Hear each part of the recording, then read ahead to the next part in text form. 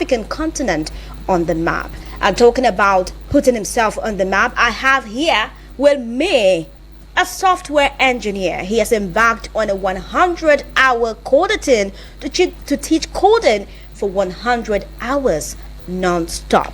Guys, like 100 hours non-stop. Talking about software engineer Teso Ortega. I have him right here in the house. So basically, call this like an hour with a coding marathon man.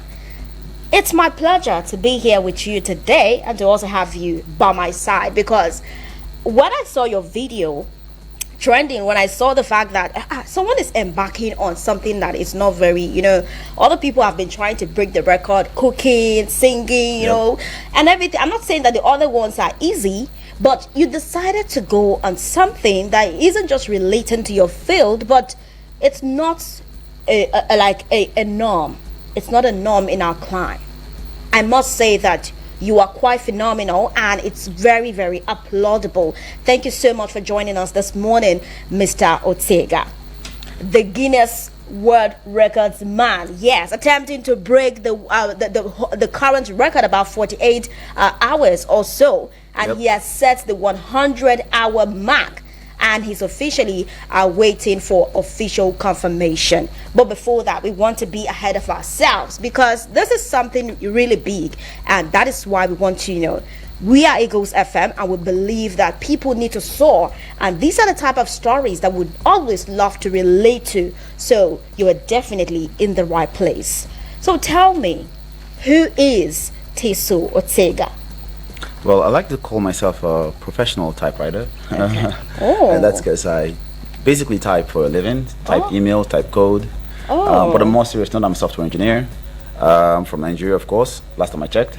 But before we jump in, I'd like to say thank you for the warm and amazing welcome. Thank you. A lot of kind words were said. I'm blushing, but I'm black, so you can't see it. But yes, I'm a software engineer from Benue State, trained data scientist. That is like the AI field, machine learning, that's all the rage nowadays. That's what I received my formal education on, all the way in Middlesex, UK. Oh, that's a lot. Just little, but so much packed in one person. And you guys, in case you're wondering what's going on here, head on to our Facebook page. You need to see what this man looks like. The man that has coded for 100 hours. You need to see what's going on right here in the studio. So follow us across all social media platforms to have an idea of what you need to know at the moment. Now, Mr. Ortega, how does it feel to have completed the 100-hour coding marathon? How do you feel? Let us know. Mostly tired. I find myself sleeping in very odd places. Like I'm having a conversation with someone, and shortly after I'm falling asleep, and they might be thinking that I'm bored, but it's just that I'm tired. You're tired. I think it's because you're human after all. Yep. Okay, but away from the tiredness, away from the fact that you're fatigued, how do you feel, away from the attention? Because I know that you did this out of a conviction that you want to make a mark, and this mark is not going to come without attention. So how do you feel with everything that is going on, the paparazzi and all of that? How do you feel about that? I think for the most part, I am super happy that we got to do something amazing. It was not just me. I had an amazing team of people supporting as well. And I'm super proud. I'm happy. Okay. I think we've done Nigeria proud. I've done my state proud, and we've also done Africa proud, because there were a lot of Rwandans in the call. There were a lot of Zambians, and it was like a united front, and that's a good feeling. Okay, a good feeling, I must say, and I definitely would want to know more. All right, could you just tell us about your journey as a software engineer? Ooh la la! Now where do I start? Start from anywhere. I originally did not set out to be a software engineer. I originally was a medical student studying veterinary medicine years ago. And I had a professor of embryology that said, I see you score B's and you don't attend classes. So it's better you are the most amazing refuse disposal man in the world than the second best rocket scientist. Okay. Go do what you love. And that set me on a path to software engineering. And I never looked back. Okay. So basically, like you said, you were already into veterinary studies before you got that inspiration to leave to being a software engineer. So it's like how did you find yourself in the whole veterinary field before you eventually, why didn't you just go straight to the software engineering thing? Well, it's this. Growing up, you're either a lawyer or a doctor or a pilot when you're growing up. Like, what do you want to be? Okay, yeah. So I guess I grew up with that notion that I had to be a doctor, and so I wrote the SATs to go to the US. Okay. Didn't go, and the next best thing was vet medicine. And so I just went along with it. And when I actually made the transition, it was not easy, because it was like you've flushed down all these bragging rights that parents have. My child is a doctor and whatnot. So it was quite difficult. It was a tortuous journey, but I had the inner conviction. This is what I wanted to do, and it worked out. Okay, that's like the conviction was always there. Okay, could you just expatiate on what coding is? Yes, the main topic of this course. For the layman listening to you this morning that may not have an idea of what coding is, for us that we are not software engineers, please tell us, what's coding?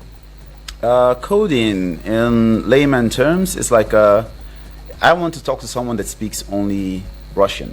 Okay. But I don't speak Russian. I speak English, and maybe I speak Tiv, for instance. But I know someone that speaks Tiv and Russian. So I speak to the person in Tiv, and he speaks to the person in Russian. That's basically what coding is. So you speak to the computer in a language you know. It can be Java, Python. It's just a language. And once you learn the language of choice, that language then in turn is able to tell the computer what to do. So it's basically the art of telling the computer what to do. That's coding. Okay, could I say it's like a prompt, like prompting?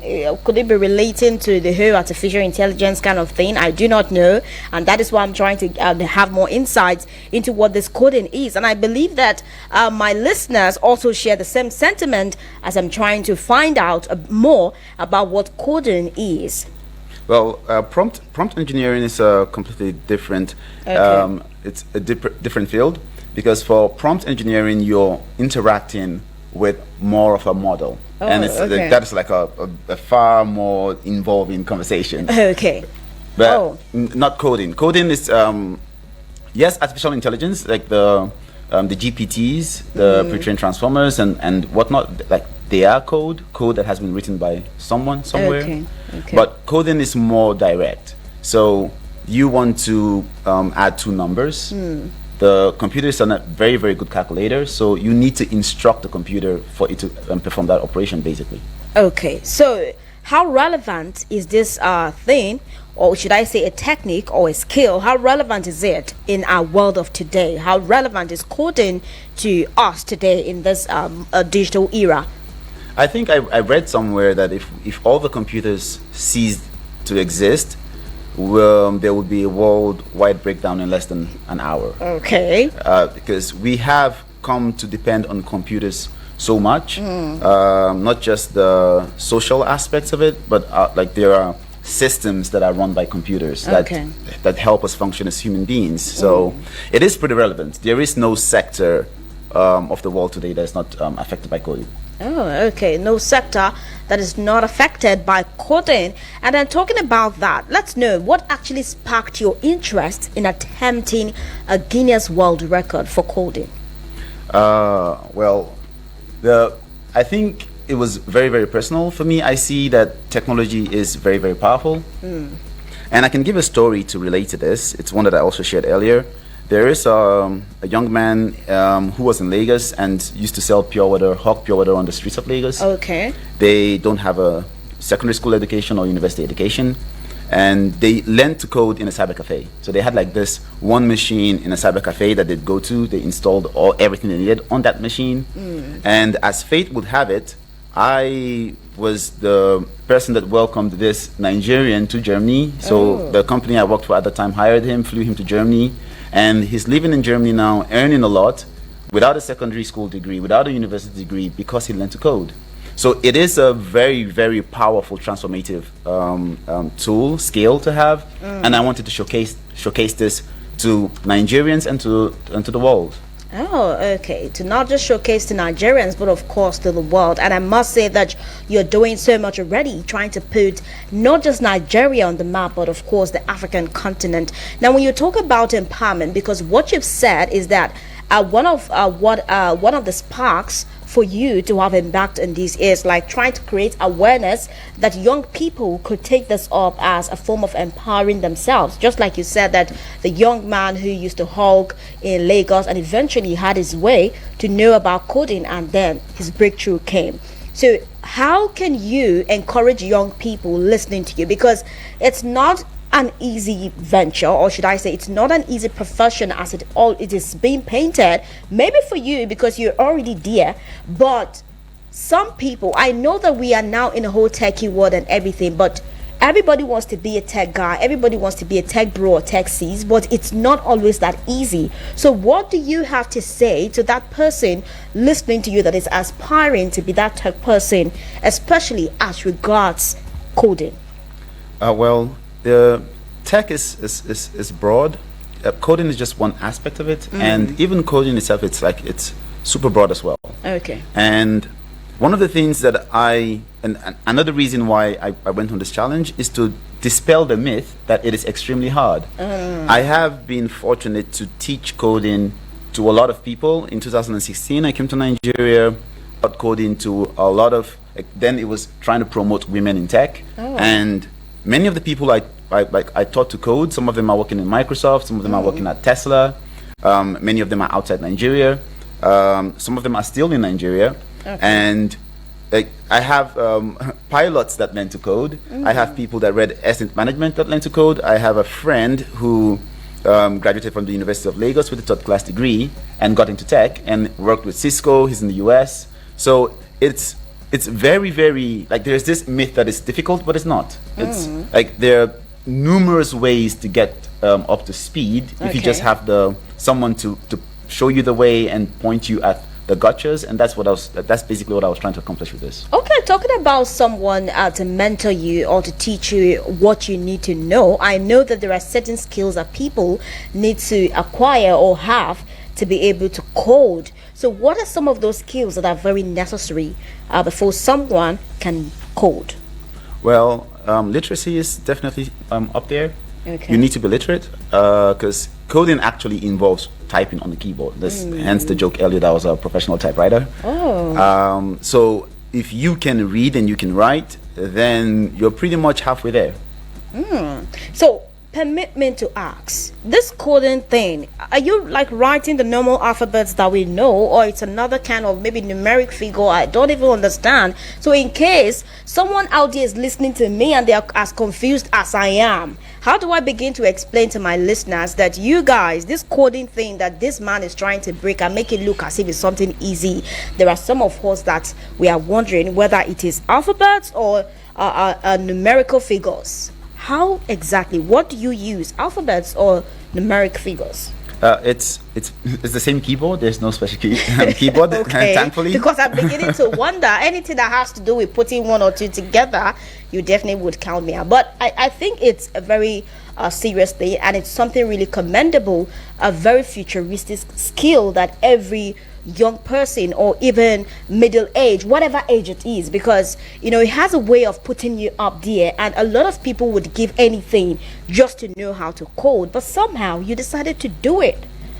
Well, we'll be talking more when we return from this commercial timeout, and when we come back, I'm definitely going to put you on the spot by asking you so much of questions, so please get ready for me. All right, listener, you stay tuned and listening to the General Open Banter segment on Eagles 102.3 FM Abuja, and it's the Midday Extra show, and I've got here the coding marathon man, talking about Teso Ortega. He is a software engineer who has embarked on a 100 coding to teach coding for 100 hours non-stop. You know that some other Nigerians have broken so much of the Guinness World Records, and this man is also going to join the list when the Guinness World Records officially confirm his fate. All right, so keep it locked right here on Eagles 102.3 FM to enjoy every moment right here on radio. We will be back in a moment. While others are blabbing. Total dance. Yeah. Fill you in with pure entertainment. Eagles 102.3 Abuja. Log on to our website. Please listen to this announcement.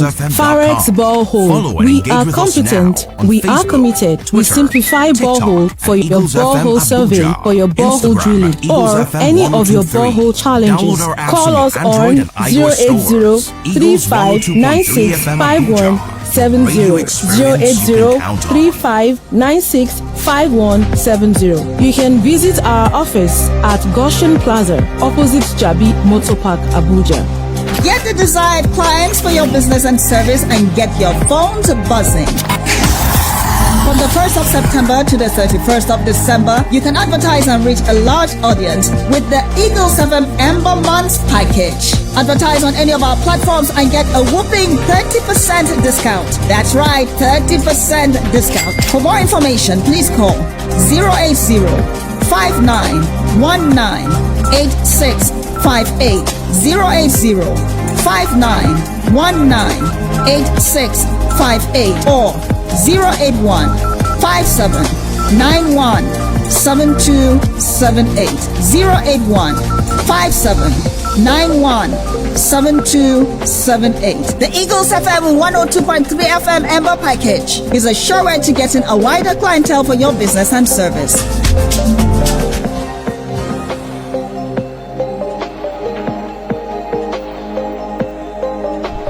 Eagles 102.3 FM. Abuja, here to stay. Thinking about a show with an extra little spice? Crack your ribs and bash it till you tire. I can tell you got big energy. The Midday Extra is a mix of fun, entertainment, and sick jokes to keep you jiggy all day. Radio is an experience. Eagles FM 102.3 Abuja.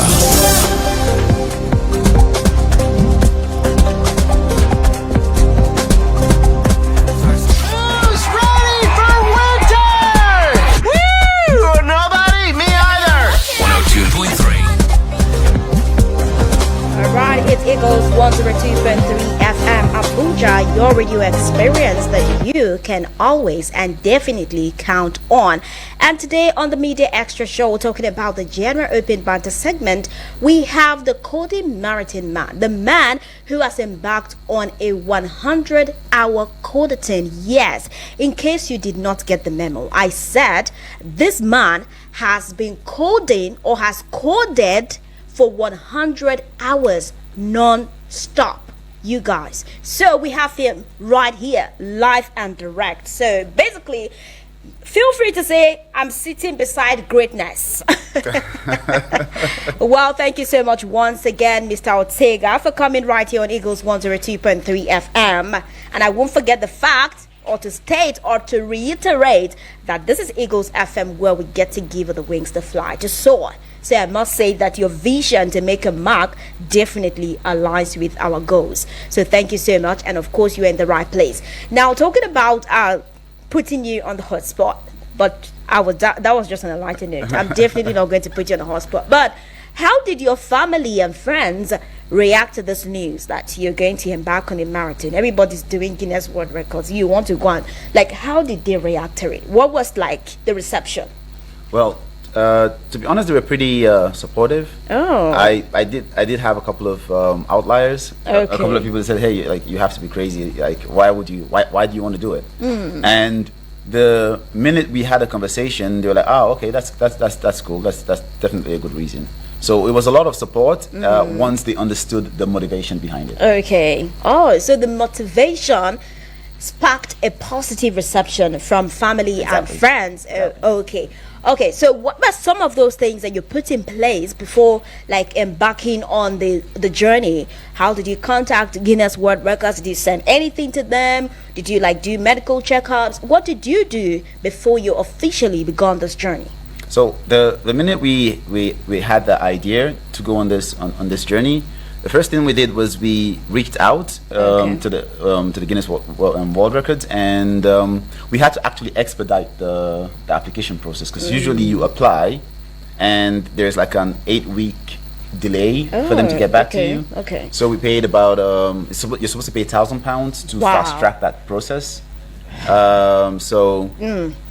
We paid, so we made the application and decided to go pay the £1,000, and then realized that, hey, it's £500, like it dropped from £1,000 to £500, and so we paid £500 to fast track it, got approval to go ahead and attempt the record, and because we also fast tracked, we were able to get like rapid response from them whenever we had a question to ask around how to go about in my next live, I'm working with Guinness World Records, because what am I hearing about? Some pounds. Anyway, that was just on a lighter note. Now, talking about reaching out, what about the medicals? Like, did you do it like your fitness? Because you were sitting, I know you were taking some breaks, but you know, sitting for a very long time, 100 hours, is not an easy feat at all. How did you prepare towards that? The emotional toll, were there times you wanted to how did you prepare emotionally for those moments that you were likely to want to give up?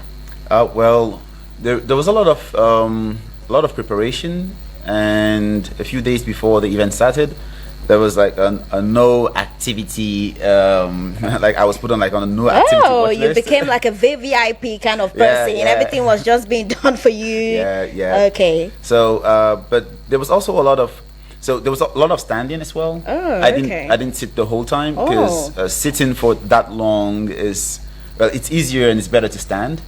So we invested in getting like the table, that automatic standing table, so that when you've stood for a long period, then you can sit for short minutes or seconds and then stand again. Okay. So there's a lot of standing, and there was also like a medical team on standby, intermittent checking of like the blood pressure, making sure everything was good. And at some point I was like at this war of attrition, like I need coffee, no you don't get coffee, I need coffee, no you don't get coffee, like drink more water. It was not easy, but whenever I felt I couldn't go on, like when I looked at all the people that were giving me support, I was energized.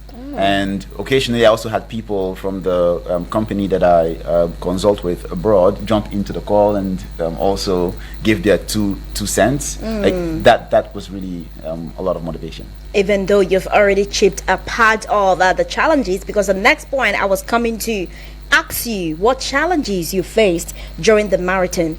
Oh, there was so the current record holder is an Indian. Yeah. And when it started, a couple of Indians jumped into because we're having it online, so they jumped in and they started shouting curse words, racial slurs. I thought that only Nigerians take their own personally. I didn't know. So there was a lot of that. So we had to that you were trying to take something from them, their property. Exactly. So we had to stop a lot of people joining, and we had to mute the ability to talk, to share your screen. They also try to share vulgar content as well. So that's one of the challenges we faced with the Indians and the Pakistanis. But once we were able to overcome that hurdle, the second challenge was in moments of, it was not just writing code, you had to write code and explain and teach what you were doing as well. You were teaching, so it was not just for you to sit and type, you had to make impact. What? It's a whole lot, actually. Yes. Like you were trying to talk about the fact that sometimes you got tired, you want to take coffee, and they will say, no, you don't need to take anything that will boost your energy, just keep water. Also, how did you handle sleep? Sleep will be coming. How did you do it? Well, the way it works is that you get 5 minutes of sleep after 1 hour. Okay. So in 24 hours, you get just a few hours of sleep. Oh, okay. I think less than 2 hours, if I remember correctly. And yes, an hour 55 minutes after 24 hours. So at some point it was like this battle. I go for 6 hours and I ask how many minutes have I accumulated for sleep. They say it's just 20 minutes because you went to because your bathroom breaks also count in this 5 minutes as well. So you went to the bathroom, and so you have just 15 minutes or 20 minutes, and so I just take a power nap and I continue. Wow. That's a whole lot, and I would say that so much of determination went into breaking this attempt to break the record. Now, so I know that the Guinness World Records is yet to officially confirm this attempt, but would you attempt another record in the future? I wouldn't exclude myself from attempting something like this. There is an anniversary book from the Guinness World Record coming out soon. Okay. I think it would be amazing if we were noted in that book, because it's a while before another one comes out. Okay. So I'm not averse to doing something like this if it's for a good cause. Because one of the reasons is we didn't just teach, we also built something for an NGO, the Big Hands Initiative, to make the world a better place. So there was a cause behind it as well. Oh, okay. Thank you so much. In case you just joined us, this is Eagles 102.3 FM Abuja, and you are listening to Cassandra alongside Teso Ortega. Yes, a software engineer who has embarked on a 100-hour coding. He has taught coding for 100 hours non-stop in an attempt to break Guinness World Record for the longest coding time. Now, you can also call us, be a part of the conversation. What are some of those questions that you want to ask? Yes, you, that person listening to us, tech enthusiast, what is that question you want to ask the man of the moment? Let's hear you. Call us on 09073530044 or send us a message on WhatsApp 09097 054450. Remember, we are giving you that audiovisual experience where you don't just get to listen to us, but you also watch us on the go. So head on to all of our social media platforms, watch us, and also engage all of our contents. Thank you so much. Remember, you have the ample opportunity to be a part of the conversation. So we will be here to take your calls until it's time for us to wrap it up right here on the show. Now, tell me, what next for you, software engineer Teso Ortega? What next? Keep coding, keep teaching, and keep trying to make Nigeria and Africa a better place and the world a better place, basically. Oh, okay. So are you going to take this away from just the maritime thing? Okay, like you said, I think you said something that there was a time you came to do some coding classes or tutorials for some people. Are you still doing that, or is there still chance that other people, especially for young people who may not afford to pay to learn the skill? Yeah, most definitely. There's a lot of interest.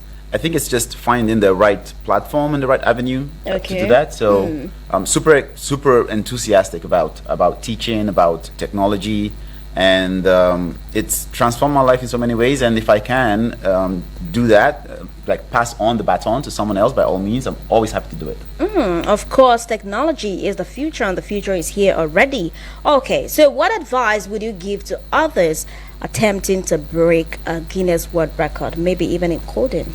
Because it's likely that someone might want to break this record when it's officially confirmed. Yeah, most definitely. I'd say it shouldn't be just about breaking a record, because that's what was true for us, at least. It wasn't about the record as much as it was about teaching and then building something, teaching coding, teaching and enabling people. So if there's a cause behind it, or if there's a reason behind it, then you get the energy to even break the record. But if it's about breaking the record, then sometimes you might need some sort of extrinsic motivation to keep going. Okay, so it shouldn't just be about you wanting to break the record, but the motivation should be much more than that. So for you, what was that motivation that was much more than just breaking the record? The motivation was to show the transformative power of technology and to teach as well. Okay. In the fifth, ninth minute, we had already taught JavaScript, taught CSS, taught Git, taught databases, and taught Python as a backend programming language. So there was a lot of knowledge transfer. There were lots of people that had questions around programming, and you're able to say, okay, so I understand this part, but I was always stumped by this other part. What is that exactly? And we were able to explain as well. Okay. So that was the motivation. And I must say that it's more like a reinforcement of your idea to make a mark. And Thank you so much, Mr. Ortega, or Engineer Ortega, for joining us today on the Media Extra Show on Eagles 102.3 FM Abuja. But just before we let you go, every person is a product of who they actually idolize in some type of way, depending on what it is that they want to get inspiration from. So who are those people that inspire you or motivate you as a person? People that are dead or people that are living.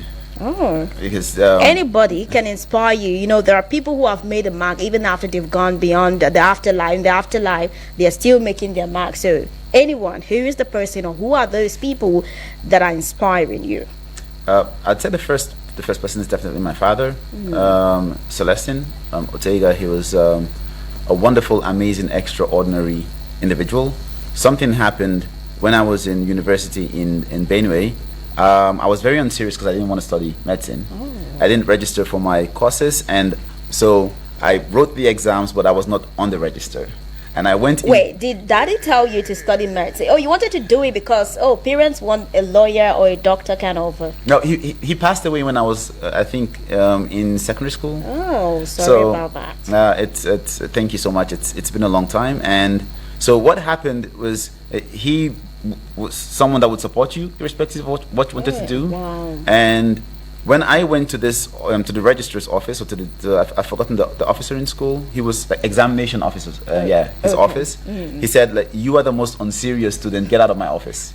So when he took my form and he saw my name, he said, "Who is this?" Like I said, "Who? Like, whose son are you?" I said, "Like, he's dead." He said, "It doesn't matter. Who is it?"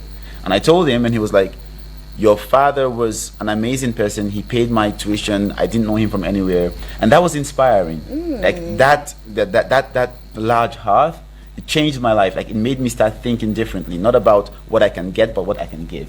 So that's definitely the person that inspires me the most. Wow, the fact that he did something for someone probably he might have forgotten even when he was alive, but the person was able to remember that mark he made, it was more like an investment, because somehow it had a way of bringing that motivation from your lecturer to you, and thank goodness here we are today. Yes. And somehow you got a purpose and you had to realign. Exactly, because he didn't, it was not planned. He had no idea that this person he helped would one day be an exam officer somewhere, and his child would, he was already gone, and he was like, if I could reap something like that, because he sowed a long time ago, and I reaped what he sowed. If I also do a lot of good, who knows what might happen. Wow. Good to know that your dad is your greatest source of inspiration. Thank you so much, Engineer Teso Ortega, for coming here this morning on Eagles 102.3 FM. It is a pleasure listening to you, and thank you so much for sharing your journey with us, and congratulations once again, and we hope for good news from the Guinness World Records as you strive to officially hear from them, as they officially confirm your feat. Merci beaucoup. Thank you. All right. I'm hoping that we will have you on the seat again after you might have attempted another record. Well, maybe I could come for coding classes. I do not know, because maybe. I just want to know, how do you do something other than just I thought it's the typing that every other person is doing, but it seems like that one is more sophisticated. I want to do that film of sophistication. So you will see me soon for my coding classes. Thank you so much once again. We appreciate you, and thank you so much for joining us. Okay, there you have it. It's been an amazing time listening and talking to Engineer Teso Ortega, a software engineer who has broken, or rather I would say attempted to break the Guinness World Record for the longest coding time. Yes, he has embarked on a 100-hour codathon to teach coding for 100 hours, basically not just pressing his computer, but trying to make an impact. And right now he is waiting for the official confirmation from the Guinness World Records, and trust us to keep you updated on that. Once that happens, you will be the first person to know. Thank you so much. Keep listening to Eagles 102.3 FM Abuja. It's still the Media Extra Show, and it's you and I until the top of the hour, 2 o'clock. I am Cassandra, your media chick. My friends call me Cassie, so be free to call me Cassie. Bye for now. Keep listening and enjoy every moment on radio.